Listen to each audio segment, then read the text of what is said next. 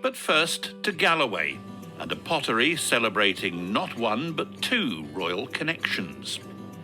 Their work has just gone on show at the Victoria and Albert Museum in London, whilst one of the artists has also received an order from King Charles himself. Bruce McKenzie has been to see them at work.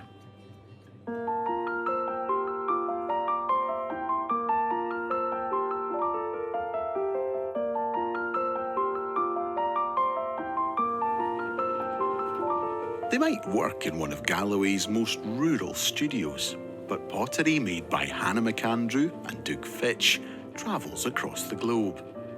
And now it features in the permanent collection of one of the UK's most iconic museums. They were each invited to make a piece for the V&A Museum in London after being recognised as experts in their craft. It's kind of bigger than we could ever have dreamt of. You know, you go and visit, and we've visited that place so many times. Spent so many hours looking at pots and cabinets there. And you sort of think, oh, crikey, it'd be amazing to have a pot in here, but never actually think that that's something that is likely to happen. So, yeah, it's phenomenal and sort of surreal. I would hope it's a reflection of the time and dedication that we put into doing what we do. Spent years and years working, being potters. The type of work they do dates back years too. In fact, to prehistoric times.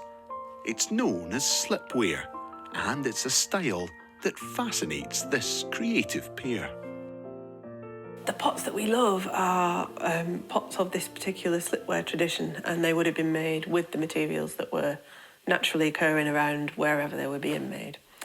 And I love those colours. That palette just really suits me. So we did try and stick to that palette and do as much as we can with that very basic palette of materials. And a slip is a liquid clay. It's a clay in suspension. So we have 4 different colours of slip that we used to form the decoration on the pots. Hannah and Doug work side by side in their garden studio, but each has their own style and their own particular techniques. It's a slow process, from working the clay, drying, decorating, glazing, and firing at over 1,000 degrees Celsius over several days. For Doug, the work indulges a passion which goes back more than 4 decades. When I was a school kid, I was 11 years old, and my headmaster was a very well-respected archaeologist. And I joined the School Archaeological Society. He would take us out in the school minibus on a Sunday afternoon, and we would go to ploughed fields, which had been the site of medieval potteries, and pick up medieval pottery sherds out of the ploughed fields. Take them back to school. He would then show us archaeological surveys with pictures of pots, and would say, oh, this is a bit of a baluster jug, or this is a bit of a fat-bellied medieval jug from the 13th century. And I was fascinated with that because you would see the potter's fingerprints in these bits of pottery that had just been lying in the field for centuries. And then he left, and I left that school. Didn't think anything more about it till I was 18 and enrolled in an art foundation course wanting to be a painter, and then got disillusioned with that, so hid in the ceramics department and got the pottery bug then, really. Although each has their own specialism, it's clear this is a creative partnership which has pushed both Hannah and Doug's work forward. I wouldn't be here doing this today if it wasn't for, working with Hannah. I mean, she's an extraordinary woman and an extraordinary potter, so, I can talk to Hannah and she doesn't just start yawning. We both get it, and we spend a lot of time, or certainly before we had the little ones, we would spend a lot of time in museums looking at old pots. So, yeah, it's a shared passion, really. We talk about it all the time. We wake up and we talk about pottery. We make pots all day and we laugh and cry. Laugh when it's good and cry when it's terrible. And then we talk about pottery until we go to sleep. It's a bit dull, really, but, we're happy.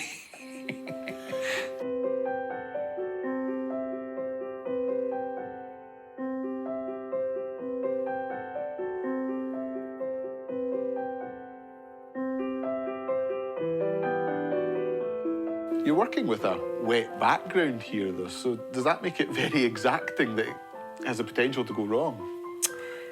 Yeah, you have one chance. So if it does go wrong, you've got to just make it part of the design.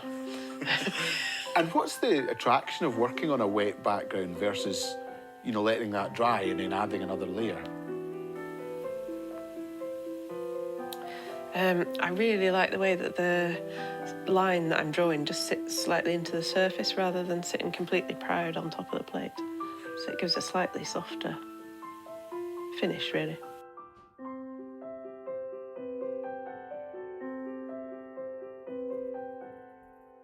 And last question I have to ask you, because I've just spotted that what you're working with here, is that a bicycle inner tube? It is. Yeah, it's a bicycle in a tube. This is a demi-john cork, and this is a propelling pencil. So real homemade stuff. Yeah. The tools may be humble, but the end results are now on show at the top of the art world, in London's V&A Museum. It's a commission which clearly stunned the artists. Mind-blowing, really. It's a really strange thing. I've been making the pilgrimage to the V&A to look at pots for 40 years, and there are some of the most extraordinary pots by amazing potters and studio potters, but also extraordinary historical pots that I know so well, that I've visited so many times.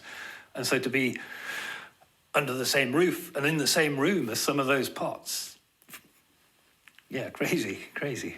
My children will be able to take their grandchildren to see them, who'll probably be completely disinterested, but they're there now forever, and that's very odd. I think when we were in London last week visiting it, it was great to see them, but I think it's going to be really strange going back and seeing they're still there, and then going back in years to come and seeing they're still there. That's a lovely thing, because we have worked so hard. You know, we work long hours, we completely focused on what we do, and we question all the time. We're saying, is it good enough? Is this, you know, and when we're asking each other, we're very lucky that we can work together, so we can almost give each other tutorials, you know, is this good enough? And so to have that sort of seal of approval, well, it's brilliant, because, yeah, is it good enough? I don't know. It seems that they seem to think it is, so, yeah.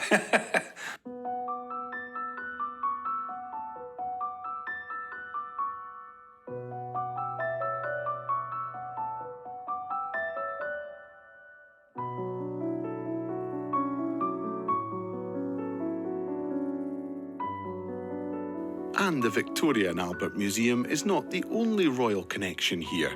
Hannah's work has also been requested personally by the current king. Yeah, I've been asked to make some plates to mark the coronation for King Charles. So there's one at Balmoral at the moment, and he's asked for some more to go into Dumfries House and Highgrove. Yeah. How does that feel? Yeah, again, surreal. It's quite strange to think that somebody has, you know, that you see on a pedestal, has knowledge of who you are and what you're doing tucked away in a shed in the middle of Galloway.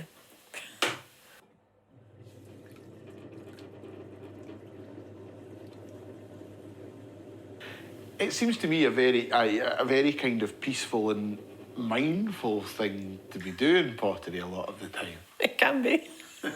It's not always. There's a bit of swearing goes on, is there? Some things might get thrown occasionally. Generally, you can only really be thinking about what you're doing. If your mind starts to wander, even if it's something that you make all the time, I find that if there's something bugging me that I'm worried about, or I find it very difficult to focus on that one thing. I find it really hard for my hands to have the sensitivity that they need to have if you're not completely focused on it. Producing a handmade, artistic product is clearly important to this couple. All that handwork means these are not cheap items. They sell from £30 up to thousands for a huge jug. But it's clear they've been made with care and with thought. You know, what gives you the greatest pleasure? Do you want to think of these being used, or do you prefer them being something that people can sort of look at? Oh, it's great when pots are used, you know, it's so lovely to be part of. You know, pots become part of people's lives. You know, a mug is something you use every day, and it's a really intimate object. And when people come back and say, oh, it's my favourite mug, I use it every morning, it is really satisfying. Yeah, it's lovely. We try and fill our house full of as many handmade things as possible, because it's a bit of your spirit that goes with the pot. And, you know, you make something with love and you want to pass that on, and you want the person who takes it to love it. And mass-produced pottery is great, but it doesn't have that element, I don't think. Not for us, anyway.